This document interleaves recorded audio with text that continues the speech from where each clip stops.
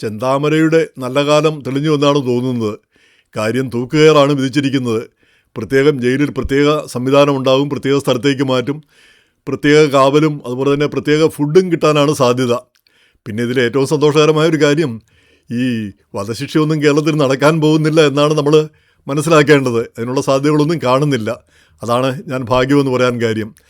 ഈ കേരളത്തിൽ അവസാനമായിട്ട് നടന്ന വധശിക്ഷ 1991 92 ഒരു വാഗേരി കൊലക്കേസിൽ. അപ്പോൾ അതിനെപ്പറ്റി പറയാം. ഈ ചെന്താമരയുടെ കാര്യം പറയുമ്പോൾ അയാളുടെ ഭാര്യയും മക്കളുമൊക്കെ പിണങ്ങിപ്പോയതിൻ്റെ കാരണം അയൽവക്കത്തെ സ്ത്രീകളാണ്, 2 സ്ത്രീകളാണെന്ന് പറഞ്ഞാണ്. അതിൽ ഒരു സ്ത്രീയെ കൊന്നു. ആ കൊന്നതിന് ശേഷം ഇയാൾ ജയിലിൽ പോയി. പിന്നീട് ജാമ്യത്തിലിറങ്ങി, ഇടക്കാല ജാമ്യത്തിലിറങ്ങി വന്നു. തിരിച്ചിറങ്ങി വന്നിട്ട് ആ സ്ത്രീയുടെ ഭർത്താവിനെ കൊന്നു, അയാളുടെ അമ്മയും കൂടെ കൊന്നു. അങ്ങനെ 3 കൊലപാതകങ്ങളാണ് നടത്തിയത്. ഇനി ഇറങ്ങിക്കഴിഞ്ഞാൽ ഇവരുടെ മക്കളുണ്ട്, ആ മക്കളെ കൂടെ തട്ടിക്കളയുമെന്ന് ഉള്ള പേടിയുണ്ട്. ആ സാഹചര്യത്തിലാണ് കോടതി വധശിക്ഷ വിധിച്ചത്. അപ്പോൾ തിരക്കേടില്ല. ചെന്താമരയ്ക്ക് വേണ്ടി ഒരിറ്റ് കണ്ണീര് ഒഴുക്കാൻ ആരെങ്കിലും കേരളത്തിലുള്ളതായിട്ട് തോന്നുന്നില്ല. അപ്പം റെയറസ്റ്റ് ഓഫ് റെയർ കേസസ് ആണ്. നമുക്കെല്ലാം സന്തോഷമേ ഉള്ളൂ. ചെന്താമരയുടെ ജീവിതം പോകുന്നെങ്കിൽ പൊയ്ക്കോട്ടെ, ഒരു വിരോധവുമില്ല. സാധാരണ നിലയിൽ വധശിക്ഷയെ എതിർക്കുന്നവരാണ് നമ്മളിൽ ബഹുഭൂരിപക്ഷം ആളുകളും.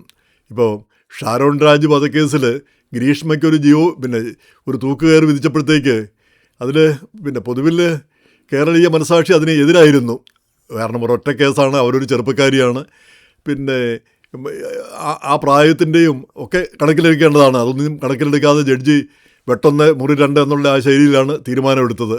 അപ്പോൾ എനിക്ക് തോന്നിയിരിക്കുന്നത്, ഈ അമേരിക്കയിലെ ചില സ്റ്റേറ്റുകളുണ്ട്, പ്രത്യേകിച്ച് ഈ പ്രൊട്ടസ്റ്റൻറ്റ് ഭൂരിപക്ഷമുള്ള സ്റ്റേറ്റുകൾ, ടെക്സസ്, മിസൂറി, അലബാമ, അവിടെയൊക്കെ തീർച്ചയായും തീരുമാനമുണ്ട്. നേരെ മറിച്ച് ഒരു കാത്തലിക്സിൻ്റെ ഭൂരിപക്ഷമുള്ള സ്ഥലങ്ങളിലാണെങ്കിൽ തീർച്ചയായും തീരുമാനമില്ല. ഇത് തന്നെ ഈ ഹിന്ദുക്കളുടെ കാര്യത്തിൽ എനിക്ക് പലപ്പോഴും തോന്നിയിട്ടുണ്ട്, കാത്തലിക്സും ഹിന്ദുക്കളും ഒരേ രീതിയിൽ ചിന്തിക്കുന്നവർ കുറച്ച് വിട്ടുവീഴ്ചയും അയവും സൗമ്യതയൊക്കെ വേണമെന്നുള്ള രീതിയിൽ. നേരെ മറിച്ച് മുസ്ലിങ്ങൾ, പ്രൊട്ടസ്റ്റൻ്റ് വിഭാഗക്കാർ, ഇവരൊക്കെ തീർച്ചയായും തീരുമാനമുണ്ട്. ഒരു കാര്യത്തിൽ തീർച്ചയായും തീരുമാനവും. അതാണ് ഈ വധശിക്ഷയൊക്കെ വിധിക്കുന്നതിനൊരു മടിയുമില്ലാത്തതെന്ന് പലപ്പോഴും തോന്നിപ്പോയിട്ടുണ്ട്. അത് ശരിയാണോ ഇല്ലെന്ന് എനിക്ക് അറിഞ്ഞുകൂടാ. എങ്കിൽ കൂടി എൻ്റെ ഒരു അഭിപ്രായം പറഞ്ഞെന്ന് മാത്രം. എങ്ങനെയായിരുന്നാലും ഈ ഗ്രീഷ്മയ്ക്ക് കിട്ടിയ വധശിക്ഷ അതൊരു ജീവപര്യന്തമാക്കി കുറയ്ക്കപ്പെടും എന്ന് അപ്പീലിൽ കുറയ്ക്കപ്പെടുമെന്നാണ് നമ്മളെല്ലാം കരുതുന്നത്. അങ്ങനെ വേണമെന്നാണ് തോന്നുന്നതും. കാരണം ഒരു തെറ്റ് ചെയ്തു പോയി, അതിനർഹമായ ശിക്ഷ അവർക്ക് കിട്ടണം എന്നുള്ളതല്ലാതെ അവരൊരു മാനസാന്തരം വരാത്ത ഒരു കുറ്റവാളിയല്ല, ചെന്താമര പോലെയല്ല. അപ്പം വധശിക്ഷ, അങ്ങനെയുള്ള കേസുകളിൽ വധശിക്ഷ കൊടുക്കുന്നത് അത്ര ആശാസ്യമാണോ എന്ന് കോടതികൾ തീരുമാനിക്കേണ്ടതുണ്ടെന്ന് തോന്നുന്നു. ഇനി കേരളത്തിൽ ഇതിനേക്കാൾ വലിയ കുറ്റകൃത്യം ചെയ്ത് വളരെയേറെ ജനശ്രദ്ധ നേടിയ മറ്റൊരു വ്യക്തിയുണ്ട്, നമ്മുടെ കൂടത്തായി ജോളി. അവരിപ്പോൾ 6 പേര് കുടുംബാംഗങ്ങളെ സയനൈഡ് കൊടുത്തു കൊന്ന കേസുകളിലാണ് അവർ ജയിലിൽ കിടക്കുന്നത്, ഇപ്പോൾ കസ്റ്റഡിയിലുള്ളത്. അതിൻ്റെ വിചാരണ പൂർത്തിയായിട്ടില്ല. വിചാരണ പൂർത്തിയായാൽ അവർക്കും ഒരു കൊലക്കയറൊക്കെ ലഭിക്കാവുന്നതാണോ ആയിരിക്കാം, നമുക്കറിഞ്ഞുകൂടാ. എന്തായാലും ഈ ജോളി ജയിൽ ജീവിതം ആഹ്ലാദപ്രദമാക്കുന്നുണ്ട്. അവർ പരീക്ഷ എഴുതിയിരിക്കുന്നു, ഡിഗ്രി 2ാം വർഷ പരീക്ഷ എഴുതിയിരിക്കുന്നു. ഇനിയിപ്പം അടുത്ത 3ാം വർഷ പരീക്ഷ അടുത്ത വർഷം എഴുതും. പിന്നെ LLBയോ വല്ലതൊക്കെ പഠിച്ച് ആ നിയമം കൂടെ പഠിച്ചിട്ട് അവരുടെ കേസ് അവർ തന്നെ വാദിക്കുന്ന ഒരു കാലവും വന്നുകൂടാഴുകയില്ല. കാരണം ഈ കേസുകൾ നീണ്ടുപോകും, വധശിക്ഷകളും നീണ്ടുപോകും. അപ്പോൾ ഈ അവസാനമായിട്ട് കേരളത്തിൽ നടന്ന ആ വധശിക്ഷ 91 92 വാഗേരി ബാലകൃഷ്ണനാണെന്നാണ് ഞാൻ വിചാരിക്കുന്നത്, കൊന്ന കേസ്. അപ്പോൾ ആ സംഭവം നടക്കുന്ന സമയത്ത് ഞാൻ കോഴിക്കോട് മനോരമയിലുണ്ടായിരുന്നു. അപ്പോൾ അന്ന് ആ കേസിനെപ്പറ്റി വളരെ വ്യക്തമായിട്ട് അറിയാമായിരുന്നു. വയനാട്ടിൽ ഇയാളുടെ തന്നെ കുടുംബാംഗങ്ങളിൽ 3 പേരെയാണ് അയാൾ വധിച്ചത്. ഒരു ബലാത്സംഗം, അതിനുശേഷം 3 കൊലപാതകങ്ങൾ. ആ കേസിൽ ഏതായാലും 4-5 വർഷം, അത് പ്രമാദമായ വിചാരണയ്ക്ക് എല്ലാം ശേഷം 4-5 വർഷങ്ങൾക്കകം ആ ശിക്ഷയും നടപ്പാക്കി. അപ്പോൾ അയാളും ചെറുപ്പക്കാരനായിരുന്നു. ഈ തലയ്ക്ക് പലപ്പോഴും ഈ കേസുകൾ, ഇങ്ങനെയുള്ള കേസുകളൊക്കെ ശ്രദ്ധിച്ചു നോക്കിയാൽ മിക്കവർക്കും തലയ്ക്ക് വട്ടിളകിയിട്ടാണ് ചെയ്യുന്നത്. ഏതെങ്കിലും ഒരു സമയത്ത് തലയുടെ ഒരു പിരി ഇളകി അങ്ങ് പോവും. ആ സമയത്താണ് ഇത് ചെയ്യുന്നത്. നേരെ മറിച്ച് ഇപ്പം ഗ്രീഷ്മയുടെ കേസിൽ അവർക്കറിയാമായിരുന്നു ഈ ജ്യൂസ് കൊടുത്താൽ അയാൾ മരിക്കും, അല്ലെങ്കിൽ അയാളെ ഒഴിവാക്കാൻ വേറെ എന്തെല്ലാം മാർഗ്ഗങ്ങളുണ്ടായിരുന്നു. വീട്ടുകാരോട് സ്ട്രോങ് ആയിട്ട് പറഞ്ഞാൽ, അല്ലെങ്കിൽ 2 ഭാഗം വീട്ടുകാരെയും ബന്ധപ്പെടുത്തിയാൽ അയാളെ ഒഴിവാക്കാൻ പറ്റില്ലായിരുന്നു. അപ്പോൾ ഇങ്ങനെയുള്ള ക്രൂരമായ കാര്യങ്ങൾ, ജ്യൂസിൽ വിഷം കലർത്തി കൊടുക്കുക, ഇങ്ങനെയുള്ള ക്രൂരമായ സംഗതികൾ ചെയ്യുക. എന്തായാലും എന്തായാലും ഒരു ചെറുപ്പക്കാരിയാണെന്നുള്ള ഒരു അനുഭാവം നമുക്ക് അവരുടെ പേരിലുണ്ട്. ചിന്താമരയ്ക്ക് അതുമില്ല. ഇനി ജോളിയുടെ കേസിലാണെങ്കിൽ അവരെ 6 പേരെ സയനൈഡ് വാങ്ങേണ്ട കാര്യം, ആവശ്യമില്ലാത്തൊരു കാര്യം വാങ്ങി, അത് എലിയെ കൊല്ലാനാണെന്ന് പറയുന്നു. പിന്നീട് ഇത് വെച്ച് ഓരോരുത്തരായിട്ട് കൊല്ലുകയാണ് ചെയ്യുന്നത്. അപ്പോൾ അതുകൊണ്ട് പിന്നെ സ്വത്ത് തട്ടിയെടുക്കാനോ ഒക്കെ ആണെന്നാണ് പറയുന്നത്. പക്ഷേ എങ്ങനെയായിരുന്നാൽ കൂടി അങ്ങനെ ഉള്ള നീചകൃത്യങ്ങൾ ചെയ്യുന്ന ഒരു മാനസിക പ്രശ്നമാണോ എന്ന് സന്ദേഹപ്പെടേണ്ടതുണ്ട്. മിക്കപ്പോഴും ഈ പെട്ടെന്നുള്ള ആ തീരുമാനത്തിൻ്റെ പുറത്ത് ചെയ്യുന്നതാണ് പലപ്പോഴും മാനസിക പ്രശ്നം കൊണ്ടും ഒക്കെ വരുന്നത്. ഈ വാഗേരി ബാലകൃഷ്ണൻ്റെ കാര്യത്തിൽ അങ്ങനെയാണ് എനിക്ക് തോന്നിയിരിക്കുന്നത്. അന്നേരം പിന്നെ തലയുടെ ഒരു പിരിയിളകിപ്പോയി ചെയ്തു കൂട്ടിയ ഒരു കാര്യമായിരിക്കാം. പക്ഷേ ഈ ചെന്താമരയോ അല്ലെ ജോളിയോ ഒക്കെ അവർ അങ്ങനെ പിരിയിളകി ചെയ്താകാൻ വഴിയില്ല. വളരെ കാലമെടുത്ത് ആസൂത്രണം ചെയ്ത് ആലോചിച്ചുറപ്പിച്ച് ചെയ്യുന്നതാണ്. ഈ പകയൊക്കെ മനസ്സിൽ കയറി കഴിഞ്ഞാൽ, അല്ലെങ്കിൽ തെറ്റായ ധാരണകൾ മനസ്സിൽ കയറി കഴിഞ്ഞാൽ പിന്നെ അതിറങ്ങിപ്പോവുക വളരെ വിഷമമാണെന്നാണ് ഇതൊക്കെ നമ്മളെ മനസ്സിലാക്കുന്നത്.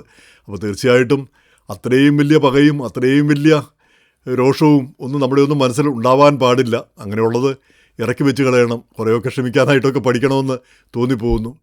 ഇനി ഈ വധശിക്ഷയുടെ കാര്യം, ഇപ്പം കേരളത്തിലൊരു വധശിക്ഷയ്ക്ക് ഒപ്പിടാനായിട്ട് ഈ മന്ത്രിതലത്തിൽ അങ്ങനെ തീരുമാനം വരേണ്ടതാണ്. കാര്യം ജയിലിൽ കോടതിയാണ് തീരുമാനിക്കുന്നതെങ്കിലും അന്തിമ തീരുമാനം ഗവർണറും പ്രസിഡൻറ്റും ഒക്കെയാണ് എടുക്കുന്നത്. അവർക്ക് ശിക്ഷ ഇളവ് ചെയ്യാനുള്ള എല്ലാവിധ അധികാരങ്ങളുമുണ്ട്. അപ്പം മന്ത്രിസഭയ്ക്കൊക്കെ അതിലൊരു പങ്കുണ്ട്. അപ്പോൾ അങ്ങനെ ഒരു തീരുമാനം കേരളത്തിലൊക്കെ വരിക അത്ര എളുപ്പമല്ല. നേരെ മറിച്ച് അമേരിക്കയിലെ സ്ഥിതി ഒന്ന് നോക്കുക. ഇപ്പം നമുക്കറിയാം, ടെക്സസിലായിരുന്നു ഏറ്റവും അധികം വധശിക്ഷ നടന്നുകൊണ്ടിരുന്നത്. പക്ഷേ ഇപ്പം കുറഞ്ഞു. എന്താണെന്ന് അറിഞ്ഞുകൂടെ. ഇപ്പോൾ അതിന് ഒരു കുറവ് വന്നിരിക്കുന്നു. ആ സ്ഥാനം ഇപ്പോൾ ഫ്ലോറിഡ ഏറ്റെടുത്തിരിക്കുന്നു. ഫ്ലോറിഡയിൽ കഴിഞ്ഞ വർഷം 19 പേരെ വധശിക്ഷയ്ക്ക് ഇരയാക്കി. ആ 19 പേരെന്ന് പറഞ്ഞാൽ അമേരിക്കയിൽ ഏറ്റവും കൂടുതൽ നടന്നത് അവിടെയായിരുന്നു.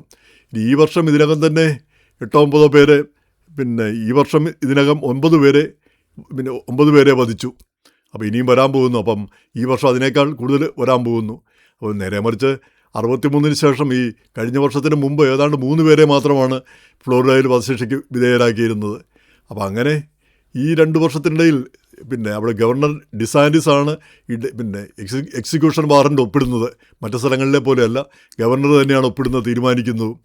അപ്പോൾ അങ്ങനെ ഗവർണർ തീരുമാനിച്ചു, ആളുകളെ കൊന്നുകൊണ്ടിരിക്കുന്നു. അപ്പോൾ അതിനെതിരെ ശക്തമായ പ്രതിഷേധം ഉയർന്നു വന്നിട്ടുണ്ട്. ഈ വർഷം ഈ 9 പേരെ കൊന്നു. അമേരിക്കയിലെ മറ്റെല്ലാ സ്റ്റേറ്റുകളിലും കൊന്നതിനേക്കാൾ കൂടുതൽ പേരെയാണ് ഈ ഒരൊറ്റ സ്റ്റേറ്റിൽ മാത്രം വധശിക്ഷയ്ക്ക് ഇരയാക്കിയിരിക്കുന്നത് ഈ വർഷം. അപ്പോൾ ഈ ഫ്ലോറിഡയ്ക്ക് എന്ത് പറ്റിയെന്നാണ് ആളുകൾ ചോദിച്ചുകൊണ്ടിരിക്കുന്നത്. പ്രധാനമായിട്ടും ചിലർ പറയുന്നത് ഗവർണർ ഡിസാൻറ്റിസ് കാത്തലിക്കാണെന്നുള്ളതുകൂടെ ഒന്ന് ഓർമ്മയിൽ വെച്ചുകൊള്ളുക. അപ്പോൾ അദ്ദേഹത്തിൻ്റെ കാലാവധി ഈ ജനുവരിയോടുകൂടി ഈ വർഷം കൊണ്ട് തീരും. അത് കഴിഞ്ഞാൽ അദ്ദേഹത്തിന് ഈ അറ്റോർണി ജനറലോ അങ്ങനെ ട്രംപിൻ്റെ മന്ത്രിസഭയിൽ എന്തെങ്കിലും ഒരു ചാൻസ് കിട്ടണം. അപ്പം അറ്റോർണി ജനറൽ ട്രംപാണെങ്കിൽ ഈ വധശിക്ഷയെ വളരെ സപ്പോർട്ട് ചെയ്യുന്ന ആളാണ്. ട്രംപ് പ്രസിഡൻ്റായിരിക്കുന്ന ആദ്യ തവണ 13 പേരെ മറ്റോ വധശിക്ഷയ്ക്ക് ഇരയാക്കി. നേരെ മറിച്ച് അതിനു മുമ്പുള്ള 17 വർഷം വധശിക്ഷയെ ഉണ്ടായിരുന്നില്ല ഫെഡറൽ തലത്തിൽ. അപ്പോൾ അങ്ങനെ വധശിക്ഷ വേണം. ഈ 2ാം തവണ ട്രംപ് ഇലക്ഷൻ നിൽക്കുമ്പോൾ തന്നെ അത് ശക്തമായിട്ട് പറഞ്ഞതാണ് വധശിക്ഷ നടപ്പാക്കും, യാതൊരു സന്ദേഹവുമില്ലാത്ത കാര്യമാണെന്ന്. അപ്പോൾ അങ്ങനെ ട്രംപിൻ്റെ ഒരു പ്രീതി നേടാനാണ് ഇത്രയധികം വധശിക്ഷ നടത്തുന്നതെന്നാണ് ചിലരുടെ നിഗമനം. ഇപ്പം ന്യൂയോർക്ക് ടൈംസിലൊക്കെ ഒരു ആർട്ടിക്കിൾ അങ്ങനെ കാണുകയുണ്ടായി. അങ്ങനെ തറപ്പിച്ചല്ല പറയുന്നത്, അങ്ങനെ ആയിരിക്കാം കാരണം. ഇനി ചിലരുണ്ട് ആരുടെയാണ് ഏതാണ്ട് 242 പേര് ഫ്ലോറിഡയിൽ ഇങ്ങനെ വധശിക്ഷ കാത്തുകിടപ്പുണ്ട്. അപ്പോൾ ആരുടെ ഊഴമാണ് അടുത്തതെന്ന് ആളുകളിങ്ങനെ പേടിച്ചിരിക്കുന്നു. അപ്പോൾ ആരോ പറഞ്ഞിരിക്കുന്നത്, ട്രംപ് ഡിസാൻറ്റിസ് തന്നെ പറഞ്ഞിരിക്കുന്നത്, നിങ്ങൾ വധശിക്ഷ പേടിക്കേണ്ടതില്ലെങ്കിൽ പേടിക്കേണ്ടാത്ത സ്ഥിതി വരണമെങ്കിൽ നിങ്ങൾ ആരെയും കൊല്ലരുത്, നിങ്ങൾ കൊന്നു കഴിഞ്ഞാൽ നിങ്ങളെയും കൊല്ലും എന്നാണ് അങ്ങനെ കട്ടായമായിട്ട് പറഞ്ഞിരിക്കുന്നത്. എന്തായാലും ഏതോ ഒരാൾ ഈ വധശിക്ഷ സംബന്ധിച്ചുള്ള ഇൻഫർമേഷനൊക്കെ തേടി ഈ ഫ്രീഡം ഓഫ് ഇൻഫർമേഷൻ ആക്ട് ഉപയോഗിച്ച് കത്ത് കൊടുത്തു. അത് ഗവർണർ അറിഞ്ഞ് കയ്യോടെ അയാളുടെ വധശിക്ഷ നടപ്പാക്കി. അപ്പോൾ അങ്ങനെ ഗവർണറുടെ ശ്രദ്ധയിൽ ആര് പെടുന്നു എന്നുള്ള പേടിയിലാണ് ഈ തടവുകാരെല്ലാം എന്നാണ് റിപ്പോർട്ടുകളിൽ പറയുന്നത്. അങ്ങനെ ഈ വധശിക്ഷ വളരെ സ്ട്രോങ് ആയിട്ട് കൊണ്ടുപോകുന്നു. അപ്പോൾ അതിൻ്റെ കാരണം പെട്ടെന്ന് ഈ തീരുമാനങ്ങളൊക്കെ വരുന്നതിൻ്റെ പിന്നിലെ റീസണാണ് ആളുകൾ ചോദിച്ചുകൊണ്ടിരിക്കുന്നത്. എങ്ങനെയായാലും ഈ വധശിക്ഷയൊന്നും അത്ര ശരിയായിട്ടുള്ള കാര്യമല്ല എന്നാണ് നമ്മളൊക്കെ മനസ്സിലാക്കുന്നത്. പ്രത്യേകിച്ച് ഈ 50 വർഷമായി, അടുത്ത വർഷമാണ് 50 വർഷമാകുന്നത് സുപ്രീം കോടതി വധശിക്ഷ ശരിവെച്ചിട്ട്, വധശിക്ഷ നടപ്പാക്കാമെന്ന് ആ വിധി വന്നിട്ട്. അതിനുശേഷം ഏതാണ്ട് 200-ൽ പരം പേരെ ഈ വധശിക്ഷയ്ക്ക് വിധിച്ച് 200-ൽ പരം പേരെ പിന്നീട് കുറ്റവിമുക്തരാക്കി. അപ്പോൾ അവരെങ്ങാനും പിന്നെ വധിക്കുകയായിരുന്നെങ്കിലത്തെ സ്ഥിതി എന്തായിരിക്കും?